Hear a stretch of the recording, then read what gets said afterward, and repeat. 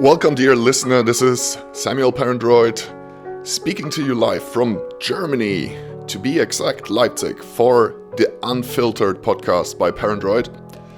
And today I want to talk a little bit about the Psytrance world once more, because I have traveled the 7 seas and was invited to all over the world: Australia, Brazil, Mexico, Central America in general, America, Canada, Europe, Asia, you name it, I was there.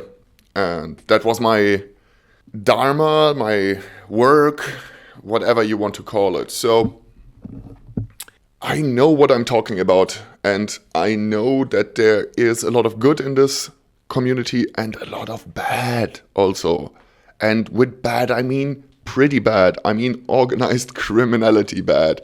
I mean corruption bad. And yeah, last year we found out that a label, the biggest one in one subgenre of Psytrance that I worked with in the past, was illegally and behind my back selling a CD compiled by me with my music on without paying any of the artists or paying me. And that is quite intense. That is illegal also. So this is an ongoing legal thing. Of course, legal stuff, it takes forever. It's quite annoying. But normally, a healthy community would step inside and would take care of it itself. Basically, you wouldn't have to go to lawyers. But this community has real issues. And I mean real issues. Like tremendous fucking issues. So yesterday, I did a poll. That poll is, as follows. I will just introduce you into the slides. It was conducted on Instagram, where I have around 12.5k followers. So like a sizable, but not a multi-billion, million follower account, but a sizable account. And more than 200 people voted, which is awesome. I introduced the poll with slides. So I'm going to just read the slides for you quickly. Listen up. The Psytrance scene has changed a lot over the years. I've seen beautiful things, but also witnessed artists a rise in shady practices, unethical behavior, and exploitation of artists. Some labels and organizers have crossed serious lines, including selling music without permission, breaking agreements, and ghosting artists after profiting off their work. It is time to talk about accountability. Would you support a public effort to expose unethical behavior and bring transparency to the scene? Then, the actual poll. Should artists call out unethical labels publicly?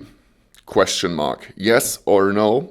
We have 200 votes almost, like 197 that say yes, expose, and 11 that say no. So that is a strong mandate indeed.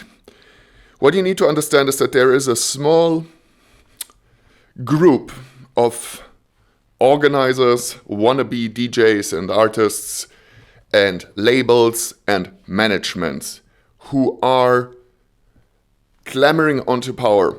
And of course, an individual like me is not their favorite. So when people try to, when whistles are blown, what happens is that those powerful entities, those labels, those festivals with huge following, they will use their political power in the scene to suppress it and to badmouth and to destroy the reputation of the whistleblower, of course. That is standard, classic, happens all the time with whistleblowers, even with the big ones. They come out and then they are publicly humiliated by the entities that they talked about. So, yeah, this is, of course, a thing. And it's not a good thing. So basically, you do not have like a conspiracy in the most classic sense, but it almost behaves the same way, okay? Like, for example, let me explain one thing to you. Why do other artists not speak out? Because then they would not get booked, and also other doors would be shut close for them. And this is why they are suppressed. They will not speak up truth to power. The opposite will be the case. They will bootleg for those evil entities. It's a little bit strong language, evil entities, but that's what it is. If you're exploiting artists for many years, then you get contacted professionally and you get told, hey, wait a second. We catch you. We found out that you did that. You have to pay. And then they refuse to pay. Like, that is a bit evil, because those people are anyway aggregator labels. That means that they are exploiting a lot of artists. And I just found out that they sold stuff behind my back without my knowledge, without the consent. And they refused to pay. And this is just like the tip of the iceberg. There are so many more instances. The management groups are working with the fake DJs. They are like in with the festivals and with the labels. This is unfortunately the situation. So you do not have a conspiracy, but you have widespread corruption. Now the thing is, okay, let's say I'm moving forward, which I will. I'm just going to do it in a smart manner, but I will, ultimately. I already called out that label, and of course, they tried to, attack my name and attack my character, of course. And many stupid people believed it, of course, because they cannot really think, I guess. And they just believed it. Like, because a big entity is saying something bad about an artist, then like, yeah, that's probably true. Like, why do the other artists not come out and speak up? Because they are afraid. That's why. So the thing is that, like, yeah, I will expose them. There is one label from Spain and France. There is one from Switzerland. There is the one from Germany. And there are more.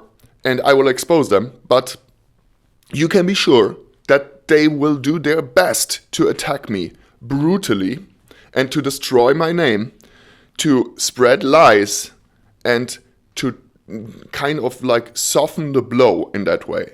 Wait a second. Yes, okay, whatever, but that guy, it's like he's a mess or whatever. I'm just an artist. I'm a worldwide recognized artist, one of the biggest in that field that has ever existed. So they're going to try to do that. They're going to try to say that I am bad, confrontational, and so forth. So this is why it takes so much courage. This is why nobody is doing it, but I am doing it.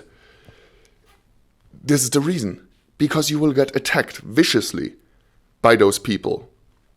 Okay? Like, so get prepared for that. And if I do not have my community on my side, and they are clear about those things, and not confused, then it's going to be tough.